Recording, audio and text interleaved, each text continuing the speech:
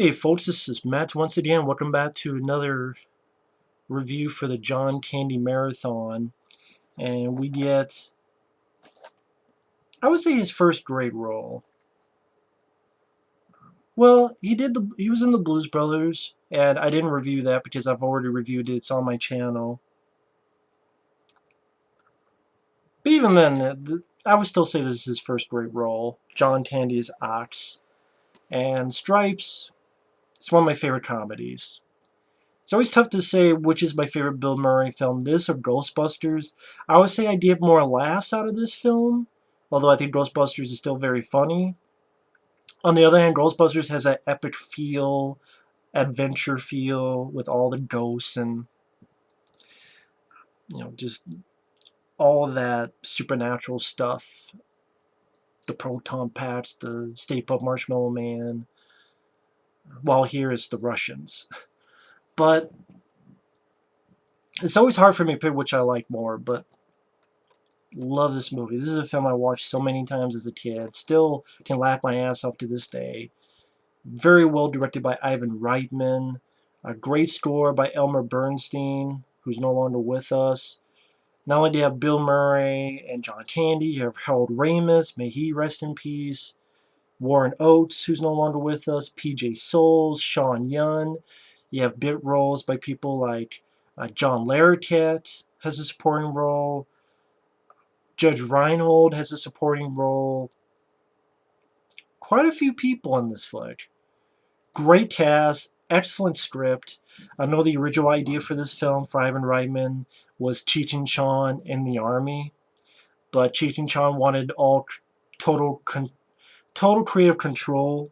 Ivan Reitman didn't want that, so he's like, okay, let's rework that script and have Bill Murray and Harold Ramis. And it worked. I'm a big Cheech and Chong fan. And it would have been interesting to see a Cheech and Chong in the Army movie, but I'm glad this worked out because I love this the way it is. And if you're wondering, this is a special edition. Has an hour-long documentary split up into two parts, so it's two 30-minute parts of the documentary. The extended cut has about, it says here, 18 minutes of deleted scenes.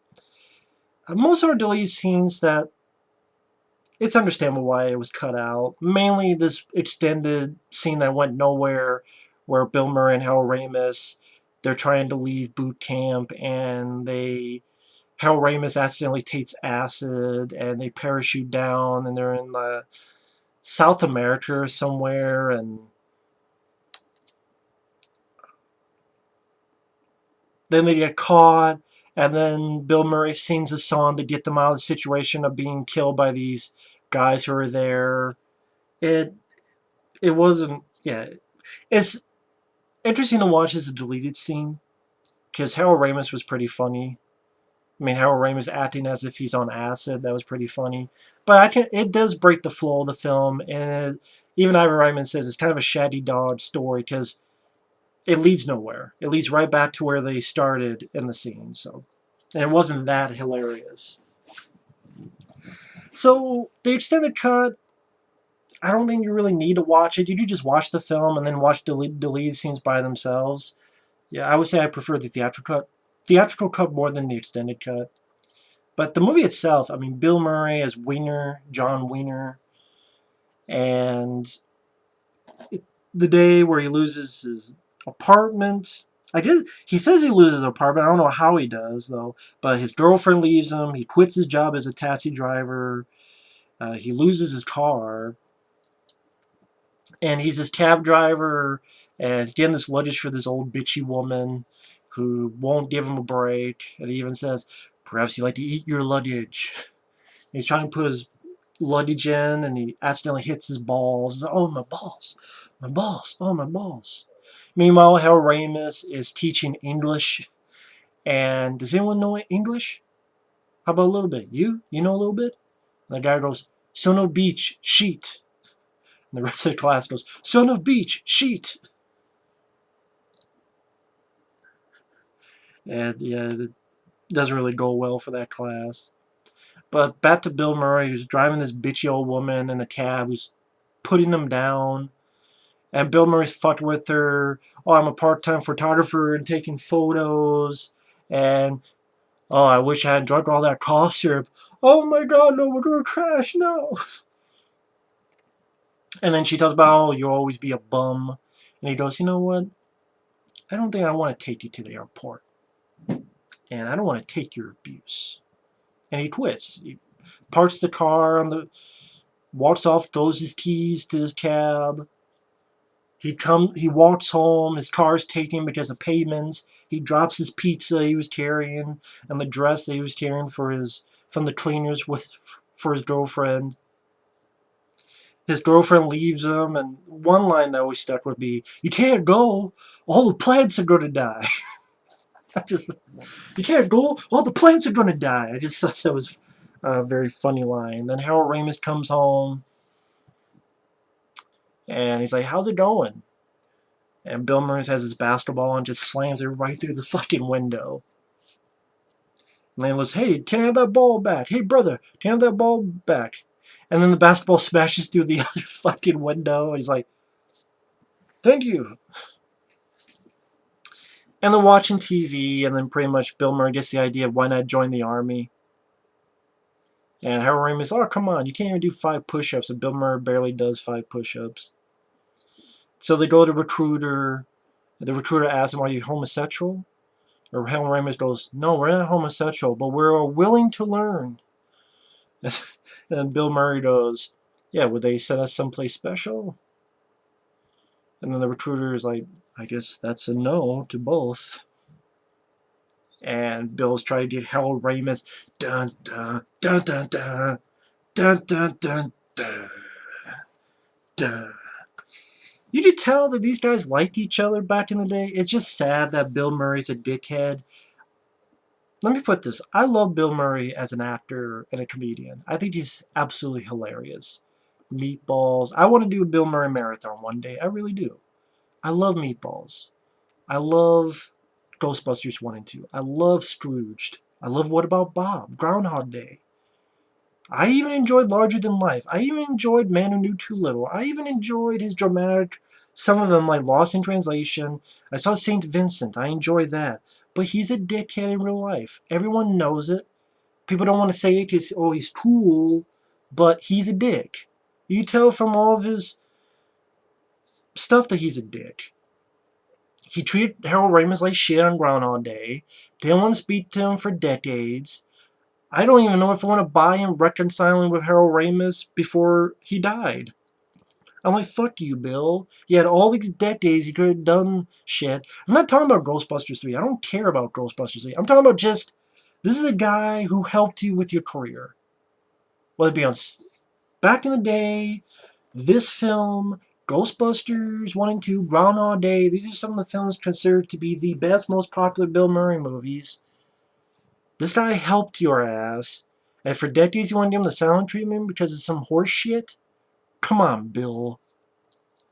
I like Bill a lot, but I call him out on bullshit. Just because I like him as an actor comedian doesn't mean I won't call him out on being a dickhead. Bill Murray is a dickhead. On the other end, he's very fucking funny in the movie, and I will admit that. I really enjoy his character in the movie. But I just had to throw that out there. And you start meeting the characters. You meet John Candy, who plays Oates. You meet these 2 female MPs, PJ Souls from Halloween and Sean Young from who would go in Blade Runner, among others. And apparently Bill Murray didn't get along with Sean Young in this either, but I've heard that Sean Young's kind of a batshit crazy lady anyway. Judge Reinhold, who's a druggie, and even Ivan Reitman in the documentary says that pretty much anything from the Cheech and Chong script he gave to Judge Reinhold's character. Introduced to John Larroquette, who's sort of this guy who wants to be upper ranked, but he's kind of a, well, kind of a sleazeball idiot. Warren Oates is the tough drill sergeant who was in another film I reviewed recently, Blue Thunder, which I love. He's a good actor. and they get their heads shaved, especially John Candy, and he's a bit upset. All his hair got shaved, and Harold Ramis comes in. He pretty much has his haircut's fine. And he starts making fun of John Candy by going, Hare Krishna, Hare Krishna. And John Candy's like, oh yeah, you want some? And Harold Ramis, oh, I was just kidding, I was just kidding. You have this one guy who is Francis, and he likes to people call him Psycho. And John Candy like, hey, so where are you from, Tex? And the guy goes, don't you ever touch me again. And just that reaction, John Candy's reaction on his face, made me laugh my ass off.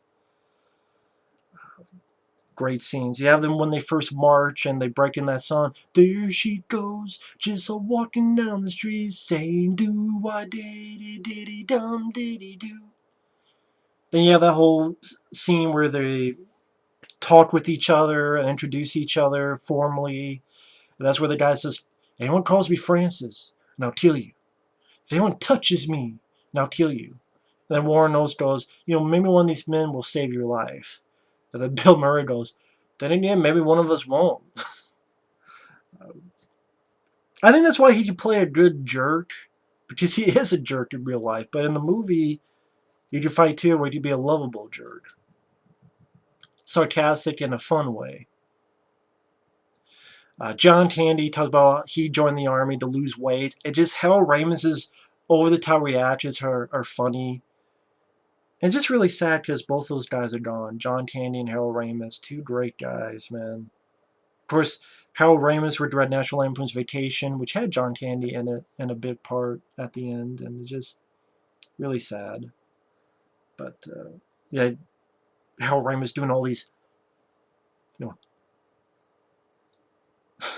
when John Candy's telling his story, that was hilarious. And then Bill Murray, he has really fun dialogue. Chicks dig me because I rarely wear underwear, and when I do, it's usually something unusual. Like, Lee Harvey, you wow man. When your buddy died with the cow, starting to make you with the cow, I want to party with you, man. It works because the humor is not relying on dick jokes, fart jokes, shit jokes. It's very funny dialogue based on the characters, their interactions, how they react to each other, what they say to each other. And it's a very well done script. Len Bloom, Dan Goldberg, and Harold Ramis. It's a very well done script. And if there's any improv, that was well done too. It just, the characters worked very well. And you didn't need too many physical hijinks. It was funny because of the reactions, and it was low key. It wasn't so over the top. It was an SNL sketch. That's one of the reasons why, for example, the new Ghostbusters movie failed.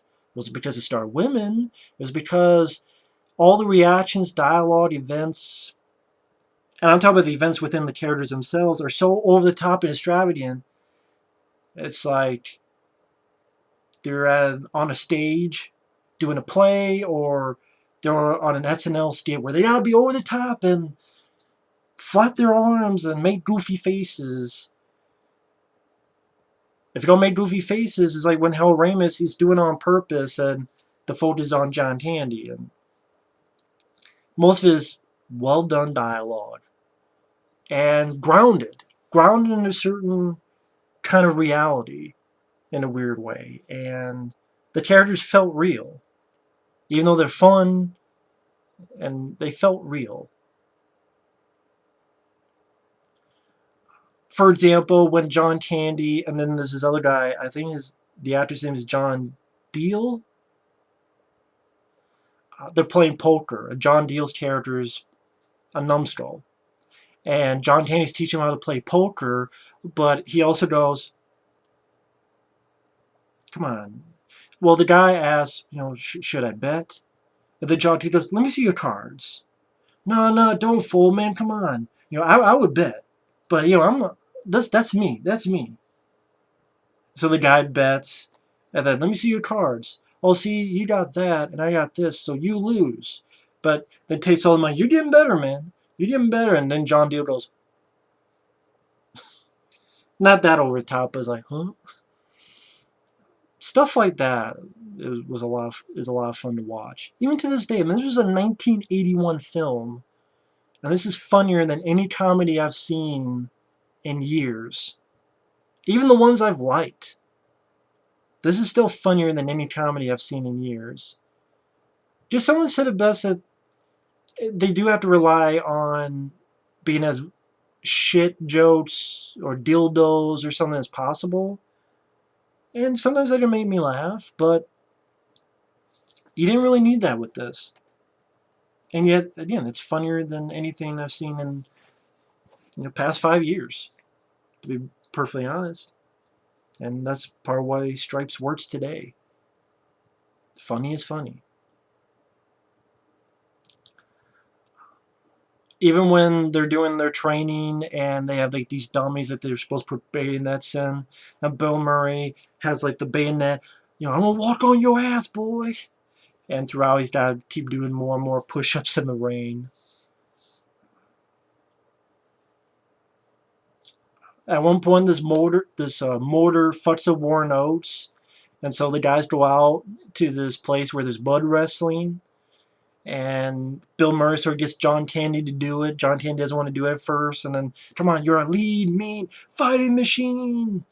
And John Candy, he even does a little Curly from Three Stooges thing, wrestles these women, diss their bras, titties hanging out, and you have that sort of Elmer Bernstein.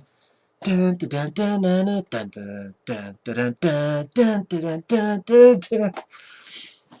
Bill Murray's like, yeah! Everyone's like, yeah!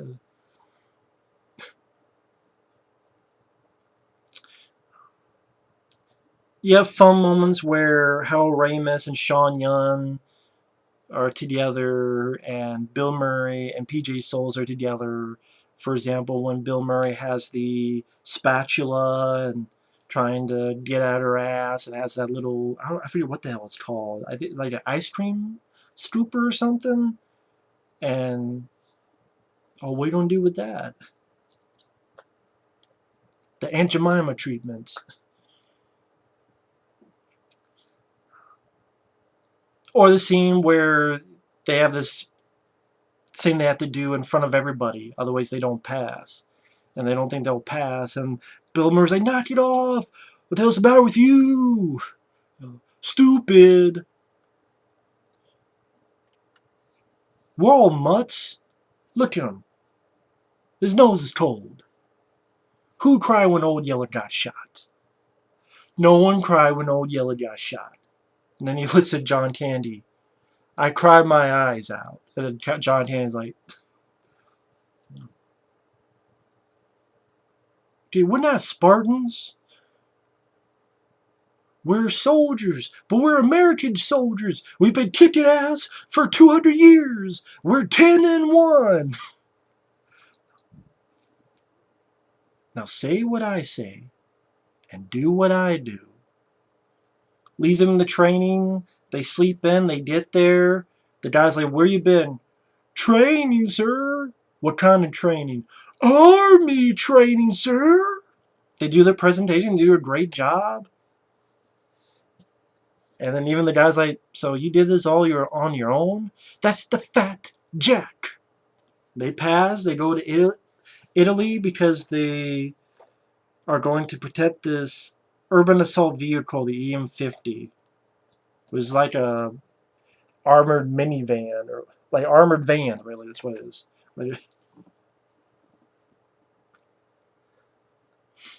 And Warnos appears. I love Bill Murray's reaction. It is alive. Bill Murray and Hal Ramis are left to stay with the vehicle for the weekend. Bill Murray's like, hey, the girls are in Germany. Let's go take this out, go back, and no one would miss us. But then John Larroquette tried to go there with a girl of his own, realizes everything's missing, and he's a D-bag, tells everybody They think that Bill Murray and Harold Ramis are spies. Don't go chase them. John Larroquette doesn't listen to Warren Oates, so Warren Oates gets out of there before they're captured. They're all captured by the Russians because John Larroquette's an idiot. But he does a good job. John Larroquette, that's a guy who I like as an actor. There's a scene where he's looking at naked women. For a comedy, this has a lot of tits, which I appreciate that as well. As I wish I was a loofah, or he's playing with his army men and little toy tanks. Or one of the first scenes, he trips on something. Have that removed. But yeah, him and John Candy, everyone gets caught. This is around the scene where you get another deleted scene. I mean, there's a few other little ones, but the big one was that during the training, they're going to South America or wherever. Also, you get a little scene where you see Bill Murray and Howard Ramis, what they were doing with the girls in Germany. Like Howard Ramis was with Sean Young in the bathtub, and Bill Murray was with PJ Souls, and Bill Murray's like, I'm going to do a reverse mofo. I'm like, did he say a reverse mofo? And you get to see a lot of PJ Souls tits. So, if you have the DVD and you want to see a lot of PJ Souls titties, you watch that deleted scene. So, but then Bill Murray, Harold Ramis, PJ Souls, Sean Young, they take that urban vehicle, they go on to rescue their buddies. And Billy's like, come on, it's Czechoslovakia. We're not going to Moscow. It's like going to Wisconsin. And Harold Ramis is like, yeah, but I got the shit kicked out of me in Wisconsin. See, I mean, Bill Murray gets a lot of praise, and it's for a good reason. But you gotta also give the praise to Harold Ramis, because he worked so well with Bill Murray.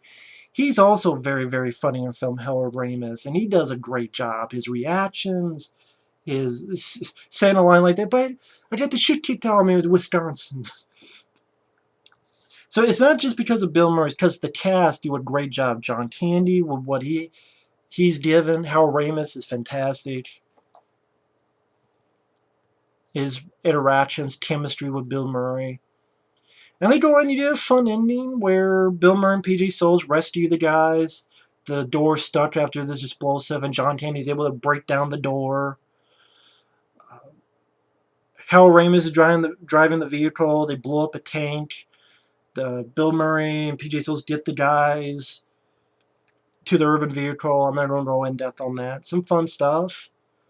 Warren Oates says, I'm getting too old for this shit. So Warren Oates said it before Danny Glover and Lethal Weapon.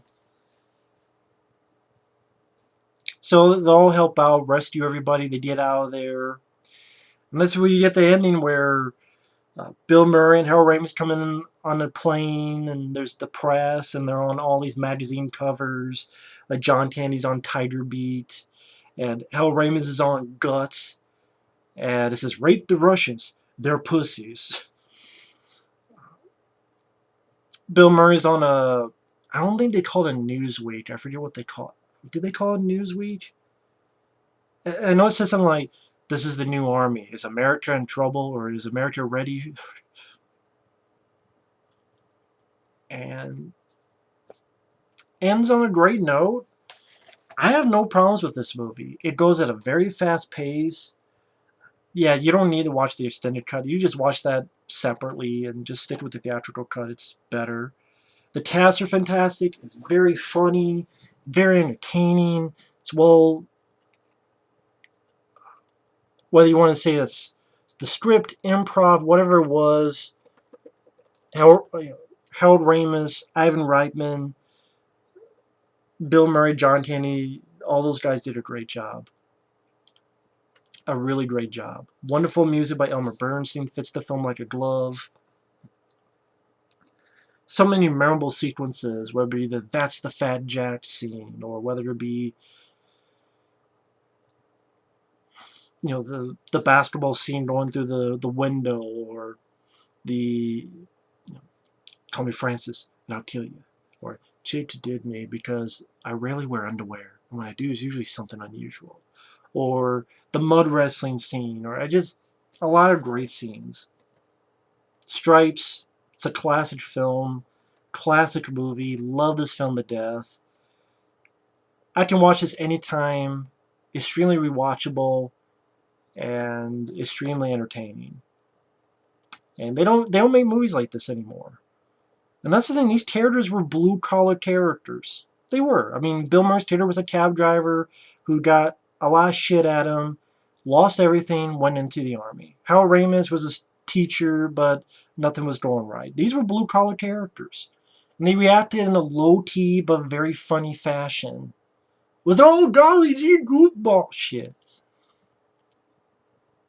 John Candy and everyone else, they fit their roles well, and they were... what's the word I'm thinking of? They were natural. Natural reactions, natural performances. Stripes, to me, is an absolute classic. Love this film. Whenever I do a Bill Murray marathon, I'll talk about this film again because it deserves to be talked about as many times as possible. To me, it's one of the best comedies of the 80s. And I put on my list of favorite comedies of all time. That's how much I love Stripes. Love Stripes. But thanks for watching. Take care. And we'll see you on the next one. Later.